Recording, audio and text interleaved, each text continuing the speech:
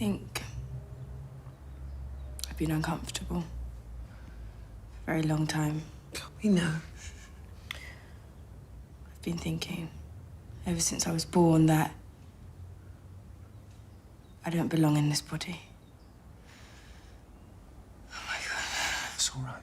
It's really okay, darling. I've been reading up on it, and I think I'm trans. Oh, sweetheart. Oh, it's all right, darling. I swear. It really is. Now, look at us. We're fine. We're completely fine, aren't we? Mm-hmm. And I know we might be a bit slow and a bit old, and this is going to be confusing for us, and we'll make a mess of it sometimes, but we love you. Hmm? We love you. We absolutely love you. We always will. I mean, we don't need to rush. We've got lots of time to talk about this. And if it turns out that we've got a lovely son instead of a lovely daughter, then we'll be happy. No, I'm not transsexual. Oh, Is that not the word now? but you said trans. What did we call you then? I'm not transsexual. I'm transhuman. Oh, okay. I'm sorry, they keep changing the words. I don't know the difference. I don't want to change sex. No, sure. We say gender now, don't we? I'm sorry. I said I'm not comfortable with my body, so I want to get rid of it. This thing, all the arms and legs and every single bit of it, I don't want to be flesh. I'm really sorry, but I'm going to escape this thing and become digital. What do you mean? They say one day, soon, they'll have clinics in Switzerland where you can go and you'll sign a form and they'll take your brain and download it into the cloud. And your body? Recycled into the earth. So you want to kill yourself? I want to live forever as information, because that's what transhumans are, Mum. Not male or female, better.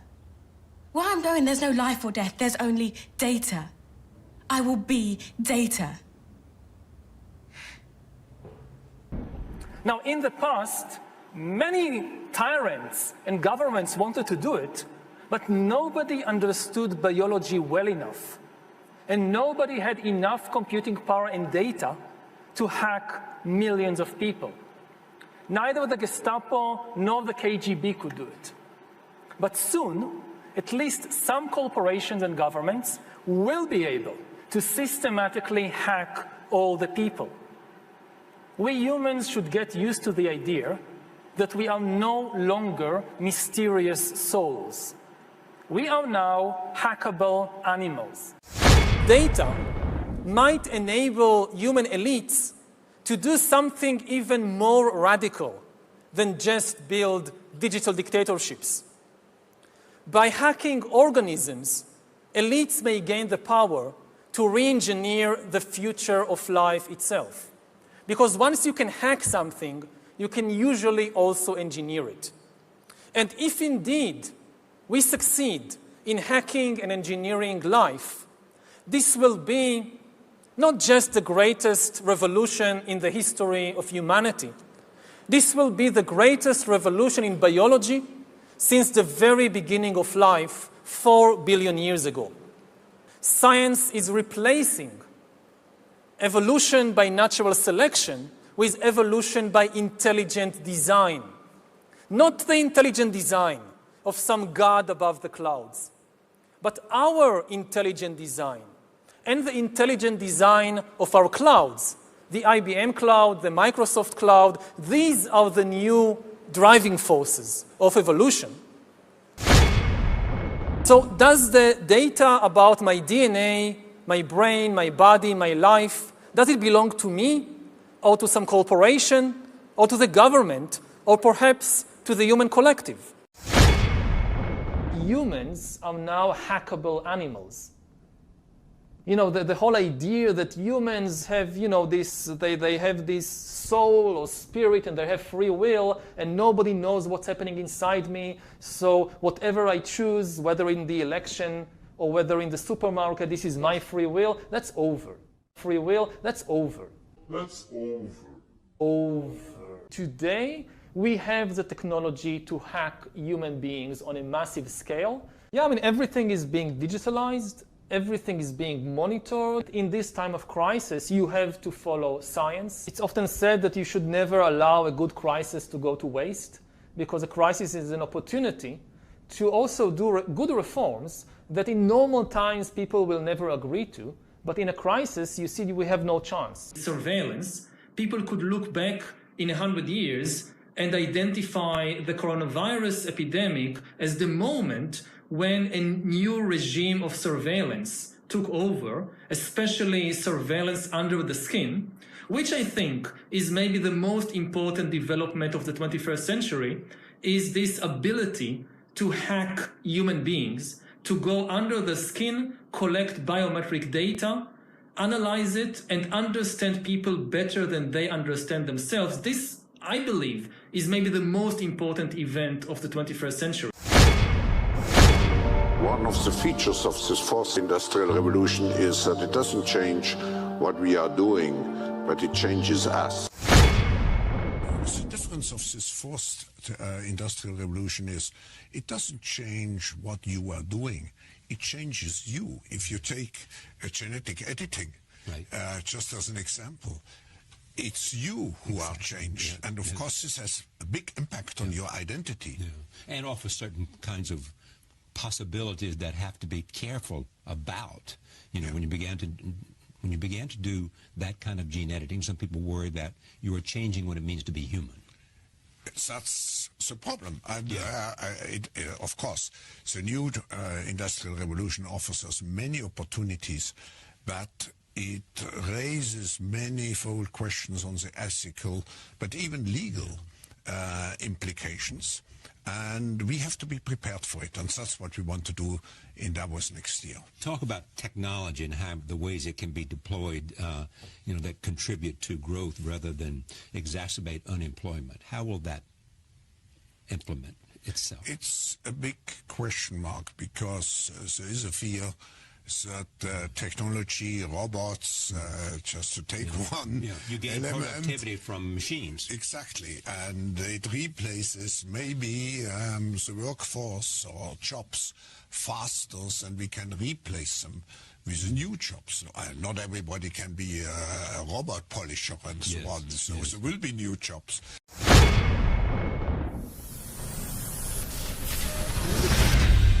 Robotic human surrogates combine the durability of a machine with the grace and beauty of the human body. With most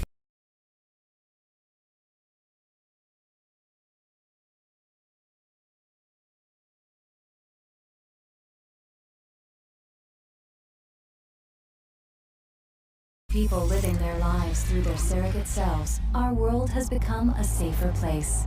Take a seat in your STEM chair. And just with the power of your mind, you can control your surrogate and send it out into the real world. You can live your life without limitations.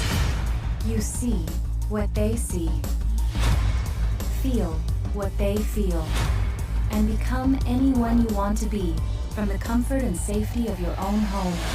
You can finally live the life you've always dreamt of, without any risk or danger to yourself. We are confronted with an unprecedented situation. 2 people have died while connected to their surrogates. I think we may actually have a homicide here. First one in 15 years. The public cannot be allowed to get the idea that using a surrogate can be fatal. Especially if it's true. I just want to know how an operator can be killed by signals from a surrogate. Surrogates have been blown to bits without the least bit of harm to their operators. If it were possible, it would defeat the entire purpose of surrogacy.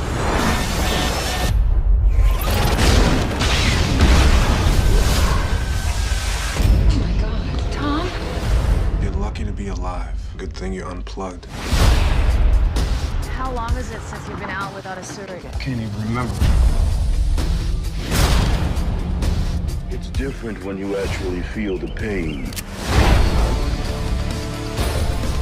What do you want from me. My wife. I am your wife. No, you're not. We can change the world and now you want to destroy it? How do I stop this? You can't. Maggie, get offline. I think something's gonna happen.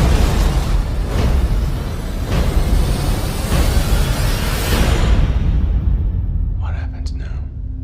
Now it's up to you.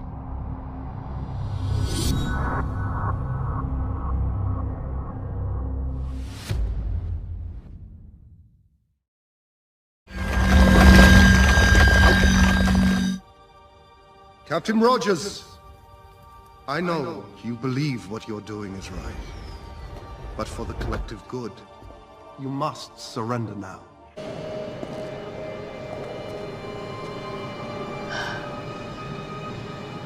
What are they? What the stone was warning me about.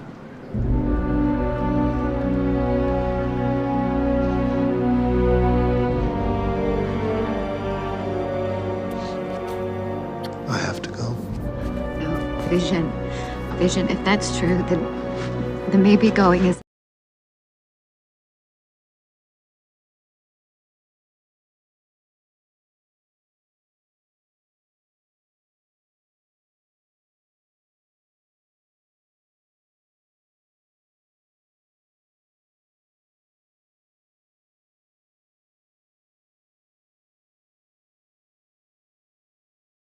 the character Vision with the character Scarlet Witch, and some of the comic book story arcs that actually inspired WandaVision. And in short, Vision, I think most people are aware, is an android that is also an artificial intelligence system. And so in many respects, you could think of Vision as being kind of an archetype of sorts for what philosophers and scientists would refer to as a post-human future. This is what is called transhumanism. So essentially what you do is you use injections to inject materials into the body that... What is it exactly? Your pain is the amount cleaning you out. Am I satisfactory? Today I'm thinking about the things that are deadly. The way I'm drinking you down, like I wanna drown, like I wanna end me. Step on the glass, staple your tongue. Bury a friend, try to wake up. Cannibal class, killing the sun. Bury a friend, I wanna end me. This is what is called transhumanism. So essentially what you do is you use injections to inject materials into the body that create the equivalent of an operating system. So everybody knows the idea of Microsoft causing you to download an operating system in your computer that gives Microsoft and a variety of other players a backdoor into your computer. And every month or 2 or 3, you've got to update it because they're viruses, right? It's back to the magic virus that can solve all problems. And so this is a similar system for your body. You inject materials into your body that essentially create the equivalent of an operating system and a receiver, and you can literally hook everybody up to the cloud. And that includes hooking them up in a way that their transaction system... He has the world under his surveillance because that's what their goal is. That's Lucifer's goal, is to have everybody under his surveillance. Why you think the technology is surging? Why do you think they're trying to come out with all of this 5G technology? Why do you think they're using biometrics, transhumanism? They're trying to turn everybody into robots hooked up to their technology so they can read your mind, read your heart, track your whereabouts. It's the reason why when you sell your soul to Satan, he then sells you as the product to lure the world in. You buy into the product, then you make an agreement with Satan, then you seal your fate by sinning. This is the era where humanity may become cyborgs. So remember I spoke about Klaus Schwab, who's a member of the WEF, the World Economic Forum. So he spoke about this in their meeting in the WEF. On a side note, guys, before I show you that, I honestly don't feel like all these people are entirely human. So once you read his book about the Great Reset, you'll realize that they want a fundamental change in every single thing in human civilization. So this is a direct quote from this guy. He says that the fourth industrial revolution will lead to a fusion of our physical and digital biological identity. The way that he's going to fuse these kind of technologies is to have implantable microchips that break the skin barrier of our bodies. These are direct quotes from this man. Basically, these new technologies will be able to read your thoughts and your intentions. Just like the Minority Report, we may be convicted of crimes that we haven't even yet committed.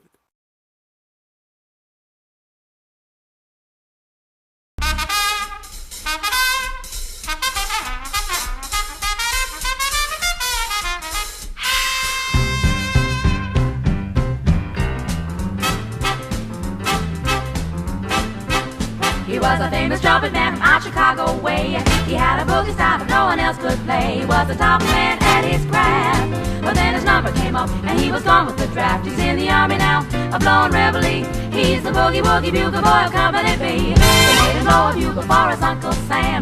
It really brought him down because he could not jam. The captain seemed to understand, because the next year the cap went out and drafted the band. And now the company jumps. What's interesting to me is that when it comes to a future with potential AIs that might be quote unquote self-aware or sentient, there's really two ways that people conceive these AI systems. One is like Vision, in which he's a heroic, benign figure.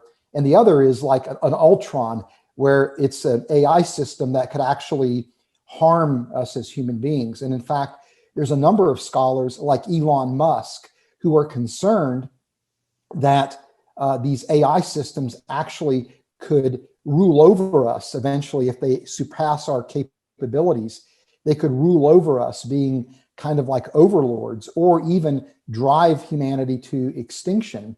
And so, interestingly enough, people like Elon Musk have argued that we need to develop what they call neural implants, or brain-computer interfaces, that allow us to actually interface our brains, our minds with computer systems to augment our intelligence. So Elon Musk has formed a company called Neuralink that is developing these neural implants, where the ultimate motivation is really a transhumanist motivation, where he wants to alter humanity in order to save humanity from the existential threat of AI systems.